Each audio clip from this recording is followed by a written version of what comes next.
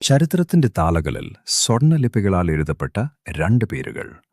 ഒരാൾ ബോക്സിംഗ് റിംഗിലെ സിംഹം, മറ്റൊരാൾ മാർഷൽ ആർട്സിലെ മിന്നൽ പിണർ. Mic ടൈസണും Bruce ലീയും. ഇവർ രണ്ടുപേരും ഒരേ കാലഘട്ടത്തിൽ ജീവിച്ചിരുന്നവരോ നേർക്കുനേർ പോരാടിയവരോ അല്ല. പക്ഷേ കായിക പ്രേമികൾക്കിടയിലെ ഏറ്റവും വലിയ തർക്കമിതാണ്. നിയമങ്ങളൊന്നുമില്ലാത്ത ഒരു തെരുവിൽ ഒരു ഇരുണ്ട രാത്രിയിൽ ഇവർ നേർക്കുനേർ വരികയാണെന്ന് സങ്കൽപ്പിക്കുക. അവിടെ റെഫറിമാരില്ല, വിസിലുകളില്ല, ഫൗളുകളില്ല. മരണം മുന്നിൽ കണ്ടുകൊണ്ടുള്ള ഒരു പോരാട്ടം. ലോകം കണ്ട ഏറ്റവും വലിയ ഈ യുദ്ധത്തിൽ ആരവശേഷിക്കും? നമുക്കീ പോരാട്ടത്തിന്റെ ആഴങ്ങളിലേക്ക് ഇറങ്ങിച്ചെല്ലാം. ആദ്യം നമുക്ക് ആ ഇരുമ്പ് മനുഷ്യനെ നോക്കാം, അയൺ മൈക്ക്. ബ്രൂക്ലിനിലെ ചേരികളിൽ നിന്ന് ലോകത്തിന്റെ നെറുകയിലേക്ക് ഇടിച്ചു കയറിയവൻ. ടൈസൺ വെറുമൊരു കായിക താരമല്ല, അയാൾ ഒരു പ്രകൃതിക്ഷോഭമാണ്. 200 പൗണ്ടിന് മുകളിൽ ഭാരമുള്ള അയാളുടെ ശരീരം ഒരു കോട്ട പോലെയാണ്. അയാളുടെ ഒരു പഞ്ച് നിങ്ങളുടെ മുഖത്ത് പതിച്ചാൽ അതൊരു ചെറിയ കാറിടിക്കുന്നതിന് തുല്യമാണ്. തന്റെ കരിയറിന്റെ തുടക്കത്തിൽ ആദ്യ റൗണ്ടുകളിൽ തന്നെ എതിരാളികളെ ബോധം കെടുത്തി വീഴ്ത്തുന്നതായിരുന്നു ടൈസന്റെ ശൈലി. തെരുവ് യുദ്ധത്തിൽ ടൈസൺ റൂളുകൾ ബാധകമല്ല എന്ന് നമുക്കറിയാം. എതിരാളിയുടെ ചെവി കടിച്ചു പറിച്ച ചരിത്രമുള്ള ടൈസൺ ഒരു തെരുവ് യുദ്ധത്തിൽ എത്രത്തോളം ഭീകരനാകുമെന്ന് ചിന്തിച്ചു നോക്കൂ. അയാളുടെ കരുത്തിന് മുന്നിൽ ഒരു സാധാരണ മനുഷ്യന്റെ എല്ലുകൾ കരിമ്പിൻ തണ്ട് പോലെ ഒടിയും. ടൈസൺ വേണ്ടത് ഒരൊറ്റ സെക്കൻഡ് മാത്രമാണ്. ആ ഒരൊറ്റ പ്രഹരം ബ്രൂസ് ലീയുടെ ശരീരത്തിൽ ഒരിടത്തെങ്കിലും സ്പർശിച്ചാൽ കളി അവിടെ തീരും. എന്നാൽ മറുവശത്തു നിൽക്കുന്നത് ആരാണെന്ന് നോക്കൂ. Bruce Lee. ടൈസൺ കരുത്താണെങ്കിൽ ലീ വെളിച്ചമാണ്.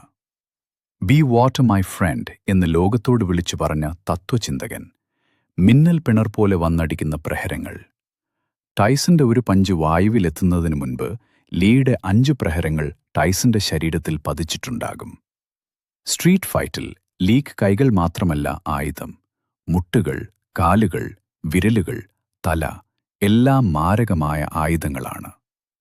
ഈ യുദ്ധം തുടങ്ങുമ്പോൾ ടൈസൺ തന്റെ ഭീമാകാരമായ ശരീരവുമായി ലീയെ ചവിട്ടിമെതിക്കാൻ മുന്നോട്ട് കുതിക്കും. പക്ഷേ ലീയെ തൊടുക എന്നത് ആകാശത്തിലെ നക്ഷത്രത്തെ പിടിക്കുന്നതുപോലെ പ്രയാസമായിരിക്കും. ടൈസൺ ലീയെ എങ്ങനെയെങ്കിലും ഒന്ന് മുറുക്കിപ്പിടിച്ചാൽ ആ പിടിയിൽ നിന്ന് മാറാൻ ലീക്ക് കഴിയില്ല. അവിടെ മാർഷൽ ആർട്സിനേക്കാൾ മുകളിൽ മൃഗീയമായ കരുത്ത് വിജയിച്ചേക്കാം.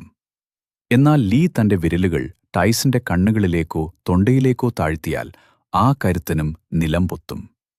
യഥാർത്ഥത്തിൽ ആര് ജയിക്കും? ഇതൊരു മൃഗവും പക്ഷിയും തമ്മിലുള്ള പോരാട്ടം പോലെയാണ്. സിംഹത്തിന്റെ കരുത്തോ അതോ കഴുകന്റെ വേഗതയോ? ഒടുവിൽ ആരായിരിക്കും ആ തെരുവിൽ എഴുന്നേറ്റ് നിൽക്കുക?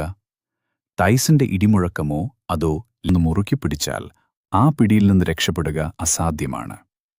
അവിടെ മാർഷൽ ആർട്സിനേക്കാൾ മുകളിൽ മൃഗീയമായ കരുത്ത് വിജയിച്ചേക്കാം.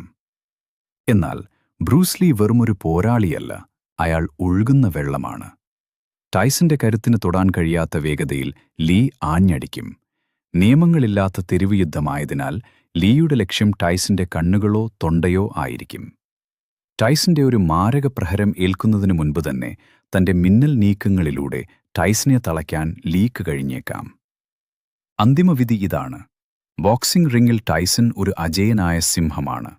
എന്നാൽ അതിജീവനത്തിന്റെ തന്ത്രങ്ങളും മരണവേഗതയുമുള്ള ഒരു തെരുവ് യുദ്ധത്തിൽ ബ്രൂസ് ലീ നേരിയ വ്യത്യാസത്തിൽ വിജയിയാകാൻ സാധ്യതയേറുന്നു. കാരണം ടൈസൺ ഒരു മികച്ച ബോക്സറാണ്, എന്നാൽ ബ്രൂസ് ലീ ഒരു കൊലയാളിയാകാൻ പരിശീലിച്ചവനാണ്. നിങ്ങളുടെ അഭിപ്രായത്തിൽ ഈ മരണപോരാട്ടത്തിൽ ആരവശേഷിക്കും? താഴെ കമന്റ് ചെയ്യുക.